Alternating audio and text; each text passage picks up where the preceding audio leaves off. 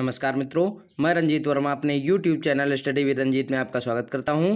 बच्चों, मैं आज आपको समाजशास्त्र सेकंड से दूसरा अध्याय जो कि भारतीय लोकतंत्र की कहानियां हैं उससे जुड़े हुए कुछ महत्वपूर्ण बिंदुओं को अपने वीडियो के माध्यम से आप तक पहुंचा रहा हूं। तो देखिए बच्चों, हमारा दूसरा अध्याय है समाजशास्त्र सेकंड, यानी जो हमारा समाजशास्त्र का द्वितीय प्रश्न पत्र है उसका दूसरा अध्याय है भारतीय लोकतंत्र की कहानियां। बच्चों, इसको पढ़ाने से पहले मैं बता दूं, बहुत ही महत्वपूर्ण चैप्टर है और इसमें मैंने उन्हीं बिंदुओं को संकलित किया है जो परीक्षा के दृष्टि से बहुत ही उपयोगी हैं। तो बच्चों, हमारा वीडियो लास्ट तक देखिए और अंत में कमेंट्स के जरिए ये जरूर बताएं कि हमारा वीडियो आपको कैसा लगा। तो बच्चों, देखते हैं हम सबसे पहले भारतीय लोकतंत्र की कहानियां। तो जहां पर लोकतंत्र की बात आती है तो सबसे पहले लोकतंत्र की परिभाषा को जान लेना बच्चों बहुत ही आवश्यक होता है। तो देखिए, भारतीय लोकतंत्र की परिभाषा क्या है। तो लोकतंत्र की परिभाषा निम्नलिखित है, यानी अनेकों परिभाषाएं, लेकिन मैंने कुछ महत्वपूर्ण परिभाषाओं का जिक्र आपके सामने किया है। पहली है अब्राहम लिंकन के अनुसार, यानी ये बहुत ही महत्वपूर्ण परिभाषा है और बहुत ही सरल परिभाषा है। अब्राहम लिंकन के अनुसार लोकतंत्र जनता द्वारा जनता के लिए जनता का शासन है। देखिए, बहुत ही महत्वपूर्ण और बहुत ही सटीक और छोटी परिभाषा है बच्चों कि लोकतंत्र जनता द्वारा जनता के लिए जनता का शासन है। अब देखिए, जनता द्वारा यानी जनता द्वारा अपने प्रतिनिधि का चुनाव किया जाता है, इसलिए जनता द्वारा।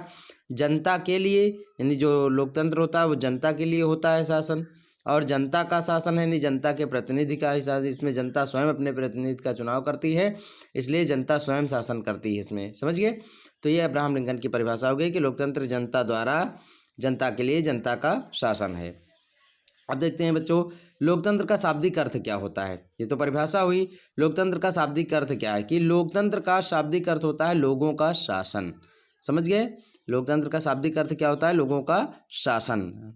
ठीक, यानी जिसमें लोग स्वयं शासन करते हैं। ठीक है, अर्थात कह सकते हैं लोकतंत्र वह शासन प्रणाली होती है जिसमें अपने शासक का चुनाव जनता स्वयं करती है। ठीक है, लोकतंत्र वह शासन प्रणाली होती है जिसमें अपने शासक का चुनाव जनता स्वयं करती है और निर्धारित समय पूर्ण होने के पश्चात जनता उसे उसके शासन से हटा भी सकती है। यानी कहने का तात्पर्य कि बच्चों, यदि उसका निर्धारित समय पूर्ण हो जाता है और वह शासक जनता के दृष्टि से उपयोगी नहीं होता है या जनता के लिए हितकारी साबित नहीं होता है या क्रूर होता है, तो अगले पंचवर्षीय योजना में जनता उसे उसके पद से हटा भी सकती है।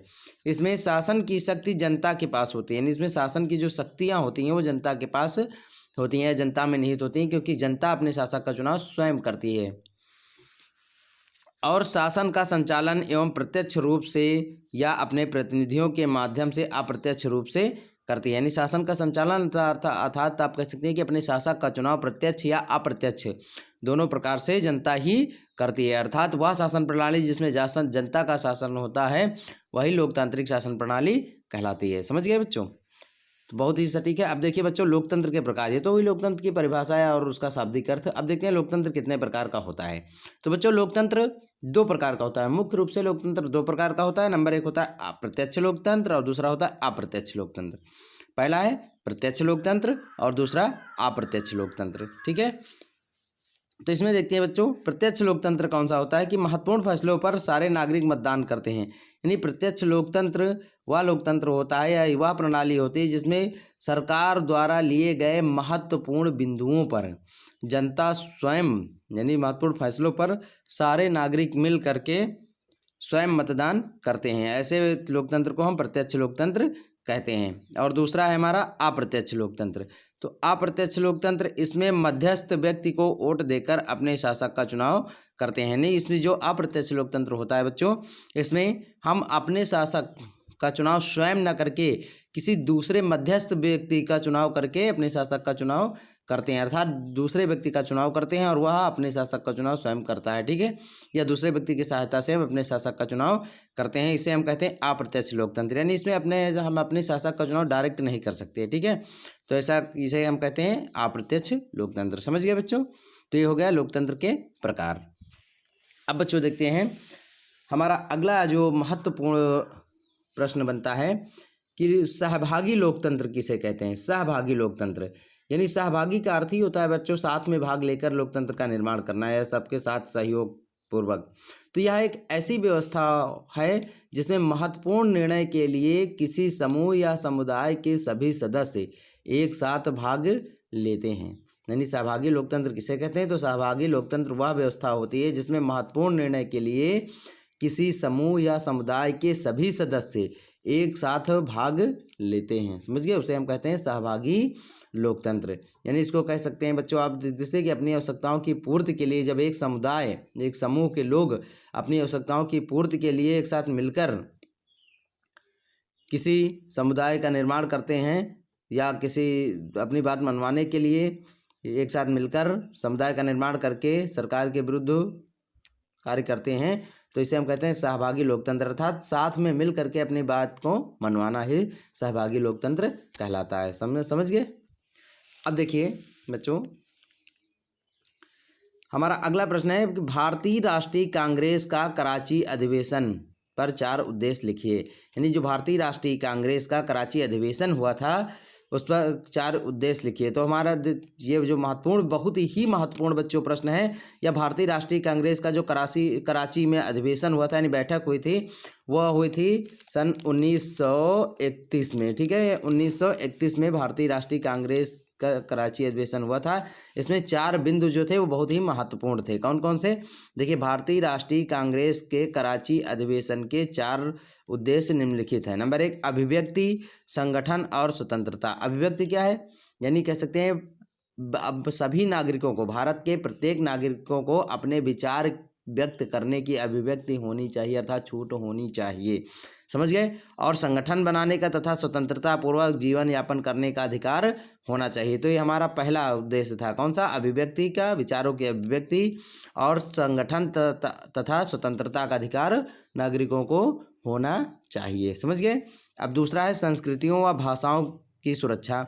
अब देखिए, संस्कृतियों व भाषाओं की सुरक्षा होनी चाहिए, यानी जो हमारी संस्कृतियां हैं और जो हमारी भाषाएं हैं उसकी सुरक्षा कैसे की जानी चाहिए, इसका भी इस अधिवेशन में जिक्र किया गया था।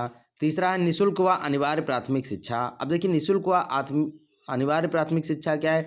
यानी भारत के प्रत्येक नागरिक को अपने प्रारंभिक शिक्षा, अपने बच्चों को प्रारंभिक शिक्षा अर्थात कक्षा 1 से 5 तक की निःशुल्क और जो अनिवार्य प्राथमिक शिक्षा है उसे अवश्य प्रदान करवाना चाहिए, वह उनका जन्मसिद्ध अधिकार होता है। ठीक है। और चौथा था नागरिकों के लिए सैन्य प्रशिक्षण, यानी जो कह सकते हो मुगल शासकों के समय जो शासक आए थे या जो अंग्रेजी शासक थे उनसे अपनी रक्षा के लिए नागरिकों को या अपने दुश्मनों से उनकी रक्षा के लिए नागरिकों को सैन्य प्रशिक्षण दिया जाना चाहिए, जिससे वो अपनी सुरक्षा स्वयं कर सकें। तो जो भारतीय राष्ट्रीय कांग्रेस का कराची अधिवेशन हुआ था 1931 में, कब हुआ था बच्चों? ये भी पूछा जा सकता है कि भारतीय राष्ट्रीय कांग्रेस का कराची अधिवेशन कब हुआ था?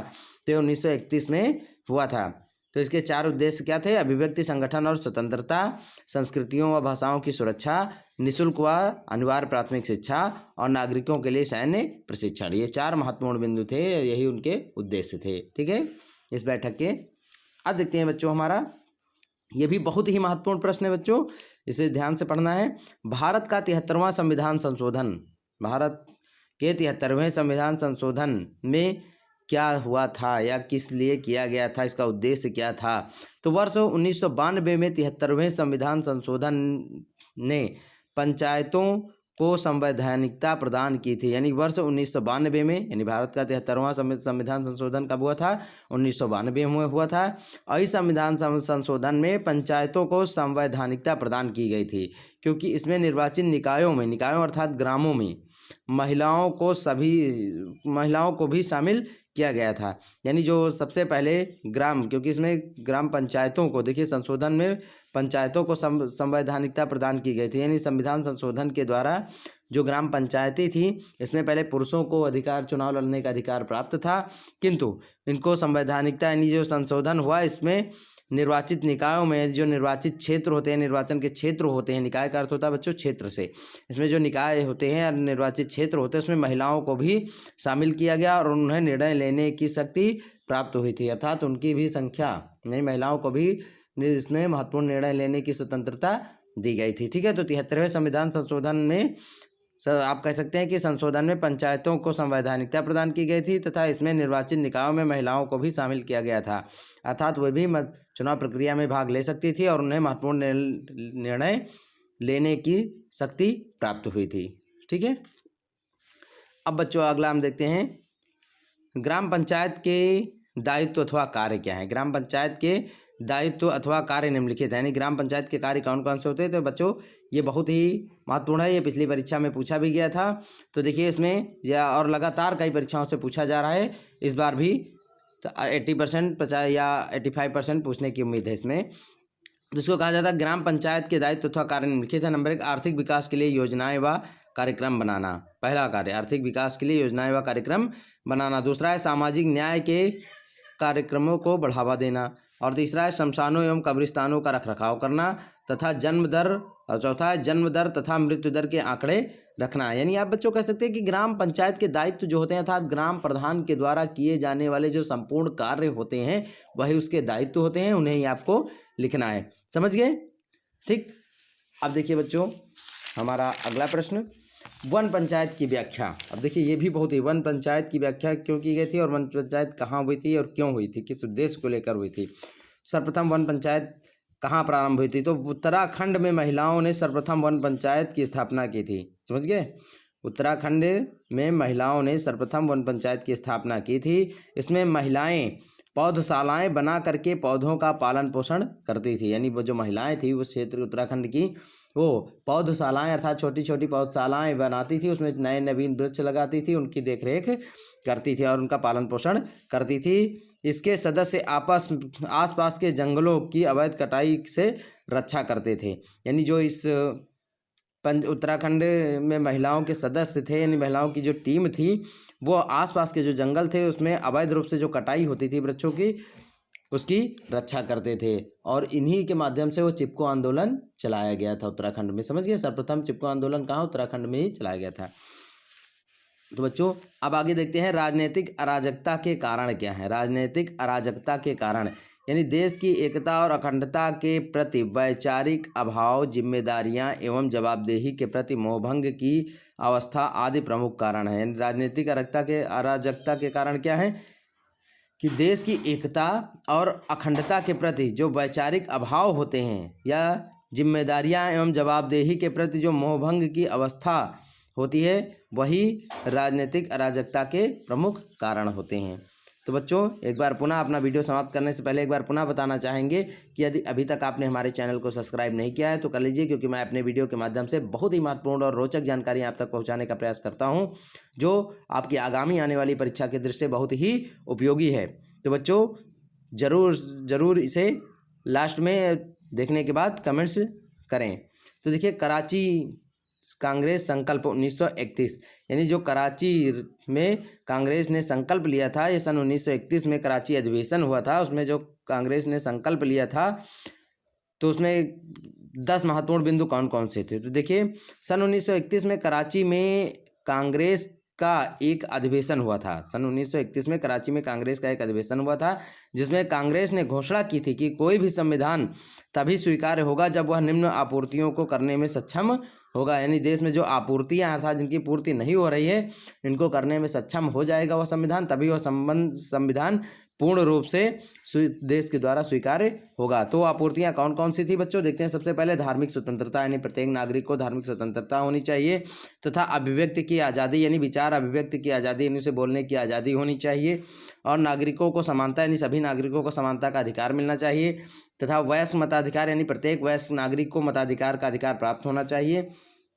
मृत्युदंड निषेध, यानी जो मृत्युदंड दिया जाता है छोटी छोटी बातों पर, इस पर रोक लगानी जानी चाहिए, यानी मृत्युदंड निषेध होना चाहिए। तथा नागरिकों को सैन्य प्रशिक्षण दिया जाना चाहिए।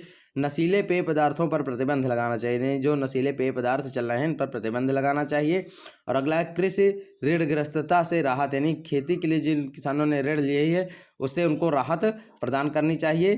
तथा सूदखोरी पर नियंत्रण, यानी सूदखोरी का अर्थ होता है ऋणग्रस्तता पर जो प्रतिबंध लग जाता है जिसके कारण व्यक्ति सूदखोरी जैसा जीवन व्यतीत करने लगता है, जिस पर प्रतिबंध लगाना चाहिए। यानी जब ऋणग्रस्तता हो जाएगी तो उस पर उसका जीवन सूदखोरी से नियंत्रित हो जाएगा। तथा श्रमिकों को कृषि दास्ता से मुक्ति, यानी श्रमिकों को कृषि जो दास्ता है उससे मुक्ति मिलनी चाहिए। तो जो कराची कांग्रेस का संकल्प था उसमें इन्हीं महत्वपूर्ण 10 बिंदुओं को सम्मिलित किया गया था। तो बच्चों एक बार पुनः हम रिपीट करना चाहेंगे कि हम अपने वीडियो को यहीं पर विराम देना चाहते हैं और एक बार फिर आपसे निवेदन करते हैं कि यदि अभी तक आपने हमारे चैनल को सब्सक्राइब नहीं किया है तो कर लीजिए और इसे अधिक से अधिक लाइक और शेयर करें, जिससे अन्य व्यक्तियों को भी इसका लाभ मिल सके, तथा कमेंट्स के जरिए ज़रूर बताएं कि हमारा वीडियो आपको कैसा लगा। धन्यवाद।